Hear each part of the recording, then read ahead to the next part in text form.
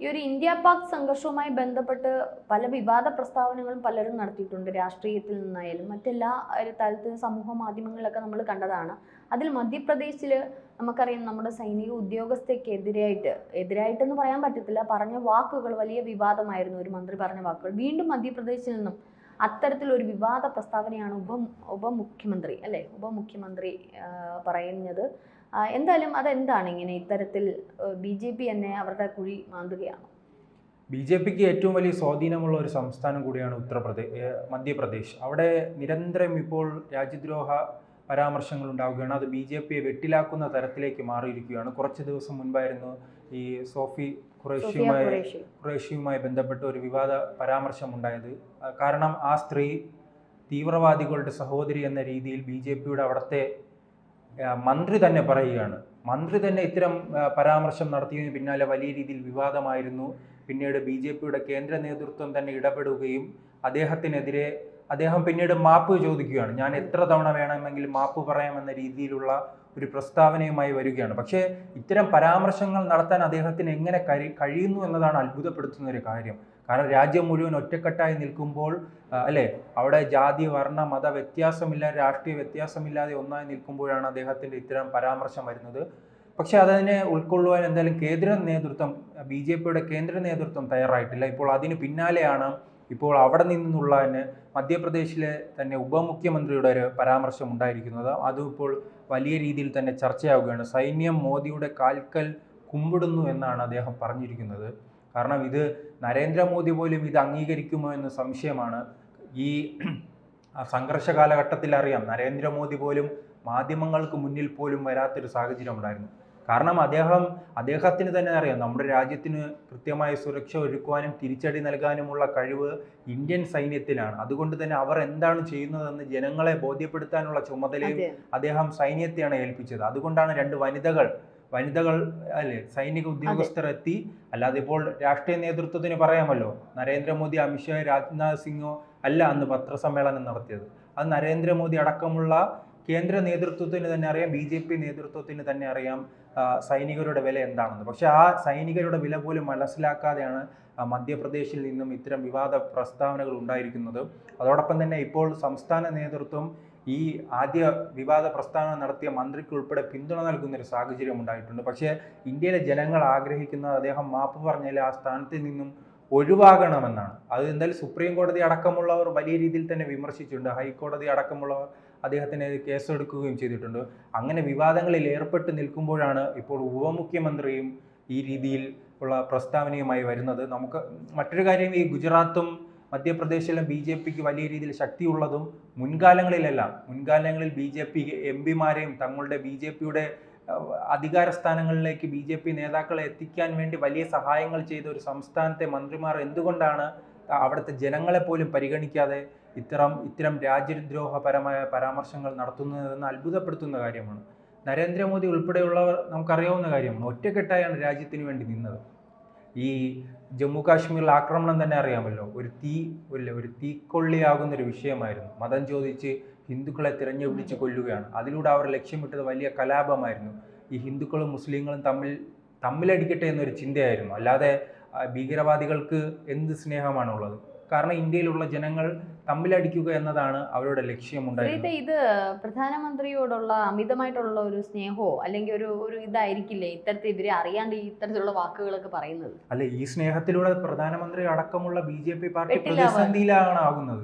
ജനങ്ങളോട് ആ പാർട്ടി തന്നെ അറിയില്ല, ആ പാർട്ടി തന്നെ ഇതിനു വേണ്ടി ഒറ്റക്കെട്ടായി നിൽക്കുകയാണ്. പ്രധാനമന്ത്രിക്ക് പിന്നിൽ അണിനിരക്കുന്ന ഒരു കാഴ്ചയാണ് കാണുന്നത്. അപ്പോൾ അങ്ങനെയാണെങ്കിൽ നരേന്ദ്രമോദിയോട് സ്നേഹം കാണിക്കേണ്ടത് ആ മന്ത്രിസഭയിലെ അംഗങ്ങളല്ലേ? ആ മന്ത്രിസഭയിലെ അംഗങ്ങൾ പോലും മൗനം പാലിക്കുകയാണല്ലോ. കാരണം ഇതെല്ലാം തീരുമാനമെടുക്കേണ്ടതായതാണ്. ഒരു യുദ്ധമുഖത്ത് തീരുമാനമെടുക്കേണ്ടതും അതിനുവേണ്ടി സംസാരിക്കേണ്ടതും അപ്പോൾ അധികാരം മുഴുവൻ ഉള്ളതും നമ്മുടെ സൈനികരുടെ കയ്യിലാണ്. അവരെ പരിഗണിക്കാതെയാണ് ഇത്തരത്തിൽ ഈ മുഖ്യമന്ത്രി രംഗത്തെത്തിയിരിക്കുന്നത്. അദ്ദേഹം പറഞ്ഞത് ഇങ്ങനെയാണ്: രാജ്യവും സൈനികരും പ്രധാനമന്ത്രിയും നരേന്ദ്രമോദിയുടെ കാൽക്കൽ കുമ്പിടുകയാണെന്നാണ് അദ്ദേഹത്തിൻ്റെ പ്രസ്താവന. ഇദ്ദേഹം മധ്യപ്രദേശിൽ നിന്നുള്ള ഉപമുഖ്യമന്ത്രിയാണ്, ജഗദീഷാണ്. അദ്ദേഹം ചിലപ്പോൾ ഇത്തരം പ്രസ്താവനകൾ മുൻപും നടത്തിയിരിക്കും. ഈ വിവാദ നായകന്മാരുടെ പിന്നിലേക്ക് പോകുമ്പോൾ അവർ ഇത്തരം അനാവശ്യമായ പരാമർശങ്ങൾ മുൻപ് നടത്തിയിട്ടുള്ളൊരു കഥയായിരിക്കും നമുക്ക് കിട്ടുന്നത്. പക്ഷേ അദ്ദേഹത്തിനെതിരെ അതോടൊപ്പം തന്നെ മറ്റൊരു കാര്യമുണ്ട്. ഇത് ഈ ആദ്യത്തെ മന്ത്രിയുടെ എതിരെ ഇപ്പോൾ പല സംസ്ഥാനങ്ങളും കേസെടുത്തു വരികയാണ്. ആ മന്ത്രിയുടെ അനാവശ്യ പ്രസ്താവനയ്ക്കെതിരെ.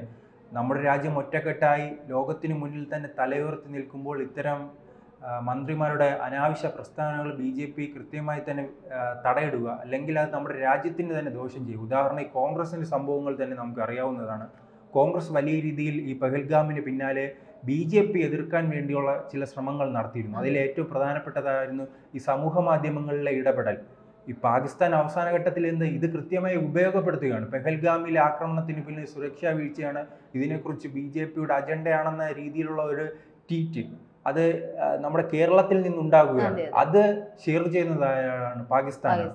പിന്നീട് ഇന്ത്യയുടെ ഭൂപടം തെറ്റായി വരയ്ക്കുകയാണ്. ആ രീതിയിലുള്ള പല കാര്യങ്ങളും ഈ കോൺഗ്രസിന്റെ ഭാഗത്ത് നിന്ന് വീഴ്ചയുണ്ടായി. അതുകൊണ്ട് തന്നെ എന്തായാലും ഈ രണ്ട് പാർട്ടികളും കൃത്യമായി തന്നെ രാജ്യ താല്പര്യം മുൻനിർത്തി മുന്നോട്ട് പോകാൻ ശ്രമിക്കുക. അങ്ങനെ രാജ്യ താല്പര്യത്തിന് വർദ്ധിപ്പിക്കാൻ വേണ്ടിയാണ് ഇപ്പോൾ കേന്ദ്ര സർക്കാർ ഒരു സംഘത്തെ തന്നെ നിശ്ചയിച്ചിരിക്കുകയാണ്. അതിൽ രാഷ്ട്രീയ ഭേദമന്യേ എല്ലാവരെയും ഉൾപ്പെടുത്തിയിട്ടുണ്ട്. അതിൽ ശശി തരൂരും ജോൺ ബ്രിട്ടാസും അടക്കമുള്ള രാഷ്ട്രീയ വ്യത്യാസമില്ലാതെ എല്ലാ നേതാക്കളും ആ പെഹൽഗാമുമായി ബന്ധപ്പെട്ട് എന്താണ് രാജ്യത്ത് സംഭവിച്ചതെന്നും പാകിസ്ഥാന്റെ പങ്ക് എന്താണെന്നും പാകിസ്ഥാനാണ് ഈ ഭീകരവാദികൾക്ക് പിന്നിലെന്നും അവരുടെ അനാവശ്യമായ ഇടപെടലാണ് ഇത്തരം പ്രശ്നങ്ങൾക്ക് കാരണമെന്നും അവരാണ് ഇങ്ങോട്ട് ആക്രമിച്ചത് എന്നതെല്ലാം രാജ്യത്തെ വിദേശ രാജ്യങ്ങളിൽ വ്യക്തത വരുത്താനായി ഒരു സംഘം തന്നെ പോവുകയാണ്. അങ്ങനെ കേന്ദ്ര സർക്കാർ ചിട്ടയായ പ്രവർത്തനങ്ങളുമായി മുന്നോട്ട് പോകുമ്പോഴാണ് ഇത്തരം അവരുടെ മന്ത്രിസഭയിലുള്ള നേതാക്കൾ തന്നെ ഇത്തരം പരാമർശങ്ങളുമായി വരുന്നത്. BJP നേതൃത്വം ഇത് കൃത്യമായി ഇടപെട്ടില്ലെങ്കിൽ വരുന്ന തെരഞ്ഞെടുപ്പുകളിലായിരിക്കും അവർക്ക് അത് തിരിച്ചടി ഉണ്ടാകാനുള്ള സാധ്യത കാണുന്നത്. ജനങ്ങൾക്ക് എന്തായാലും രാജ്യം കഴിഞ്ഞേ ഉള്ളൂ, രാഷ്ട്രീയവും മതവുമെല്ലാം. അത് നാം മാത്രമല്ല ഈ ഒരു ഇന്ത്യ പാക് സംഘർഷം നിന്നുപോയി എന്നോ ഓപ്പറേഷൻ സിന്ദൂർ തുടരുമെന്ന് തന്നെയാണ് പറഞ്ഞിരിക്കുന്നത്. നിന്നിട്ടില്ല. കാരണം ഏത് നിമിഷം നമുക്ക് അവിടുന്ന് ഒരു തിരിച്ചടി പ്രതീക്ഷിക്കാം. കാരണം ഇപ്പൊ അവര് മൊത്തത്തിൽ നട്ടല്ലൊടിഞ്ഞിരിക്കുന്ന ഒരു അവസ്ഥയായതുകൊണ്ടാണ് ഇതിൽ നിന്ന് പിന്മാറിയിരിക്കുന്നത്. നമുക്കറിയാം, അമേരിക്ക, തുർക്കി, ചൈന തുടങ്ങിയ രാജ്യങ്ങളെല്ലാം പാകിസ്ഥാന് സപ്പോർട്ടായിട്ട് നിലനിൽക്കെ ഇനിയും നമ്മൾക്കൊരു തിരിച്ചടി, നമുക്കൊരു ആക്രമണം ഏത് നിമിഷം പ്രതീക്ഷിക്കാം. അങ്ങനെ ഉണ്ടെങ്കിൽ അതൊരു യുദ്ധത്തിലേക്ക് തന്നെ പോകുമെന്ന് പ്രധാനമന്ത്രി പറയുകയും ചെയ്തു. അപ്പോൾ ഈ ഒരു സമയം ഇപ്പോൾ ശാന്തമാണ് എന്ന് പറയുന്നുണ്ടെങ്കിലും നാളെ ഈ ഒരു ശാന്തത മാറും. തിരിച്ചൊരു യുദ്ധത്തിലേക്ക് പോകുമ്പോൾ നമ്മുടെ ഈ ഇതിനകത്ത്, നമ്മുടെ രാജ്യത്തിനകത്തുള്ള ഈ പാർട്ടികൾ തമ്മിൽ നമ്മുടെ രാജ്യത്തിന് ഒറ്റുകൊടുക്കുന്ന തരത്തിലുള്ള പരാമർശങ്ങളും വിമർശനങ്ങളും ഒക്കെ നടത്തുമ്പോൾ അത് നമ്മുടെ രാജ്യത്തിനകത്ത് മാത്രമല്ല സോഷ്യൽ മീഡിയ ഉള്ളത്, അല്ലെ മാധ്യമങ്ങളുള്ളത്, ഇതിന് പുറത്തും വിശാലമായി ഇത് ചർച്ച ചെയ്യപ്പെടാൻ സാധ്യതയുണ്ട്. പഴയ കാലമല്ല, ഇപ്പം ശശി തരൂരൊക്കെ പറഞ്ഞതുപോലെ ഇന്ദിരാഗാന്ധിയുടെ കാലഘട്ടമല്ല മോദിയുടെ കാലഘട്ടം എന്ന് പറയുന്നത്. സോഷ്യൽ മീഡിയയുടെ വലിയൊരു കടന്നുകയറ്റമുണ്ട്. അപ്പോൾ ഇത് ഇപ്പം ഞാൻ ആയാലും ശ്രീതായാലും ഇടുന്ന പോസ്റ്റ് ലോകത്തിൻ്റെ ഏത് കോണിൽ ഇരുന്ന് ആർക്കും വീക്ഷിക്കാൻ പറ്റുന്നതാണ്.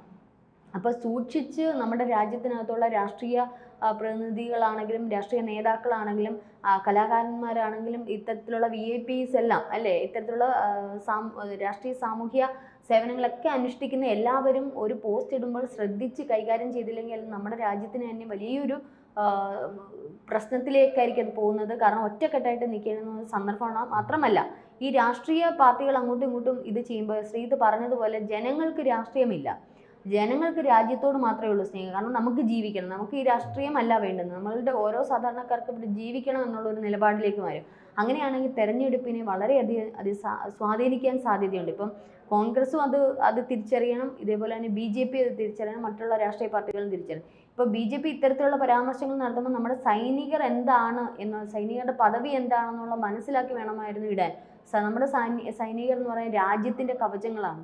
അതൊരിക്കലും ഒരു രാഷ്ട്രീയ പാർട്ടി ഈവൻ പ്രധാനമന്ത്രിയുടെ മുമ്പിൽ മുട്ടുമടങ്ങാനുള്ളതല്ല. അതാണ് അവിടുത്തെ വിവാദ വിഷയമായിട്ട് വരുന്നത്. മുട്ടുമടങ്ങുന്നവരല്ല സൈനികർ എന്ന് പറയുന്നത്. സൈനികർ തല ഉയർത്തി നിൽക്കേണ്ടുന്നവരാണ്. അത് പ്രധാനമന്ത്രിയാണെങ്കിലും തല ഉയർത്തി തന്നെയാണ് അവർ നിൽക്കേണ്ടത്. അവർ രാജ്യത്തിൻ്റെ സ്വത്തുക്കളാണ്, അല്ലാതെ ഒരു രാഷ്ട്രീയ പാർട്ടിയുടെ അല്ലെങ്കിൽ പ്രധാനമന്ത്രിയുടെ പ്രസിഡന്റ് അങ്ങനെ ആരുടെയും ഒരു സ്വത്തുക്കളല്ല, രാജ്യത്തിൻ്റെ മൊത്തത്തിലുള്ള സ്വത്താണ്. അപ്പോൾ അവർക്ക് കൊടുക്കുന്ന ഒരു അധികാരം എന്ന് പറയുന്ന ഒരു പവർ എന്ന് പറയുന്ന മറ്റൊന്നാണ് പട്ടാളക്ക് ഓരോ ആർമി ഓഫീസറിനും കൊടുക്കുന്നത്. അപ്പോൾ ഇത്തരത്തിലുള്ള പരാമർശങ്ങൾ നമ്മുടെ സൈന്യത്തിനെ പോലും ചെറുതാക്കുന്ന തരത്തിലുള്ള പരാമർശങ്ങൾ നടത്തുക എന്ന് പറയുന്നത് സൂക്ഷിച്ചും കണ്ടും കൈകാര്യം ചെയ്യുക, അല്ലെങ്കിൽ അത് നമ്മുടെ രാജ്യത്തിന് തന്നെ ആപത്തായിട്ട് മാറും.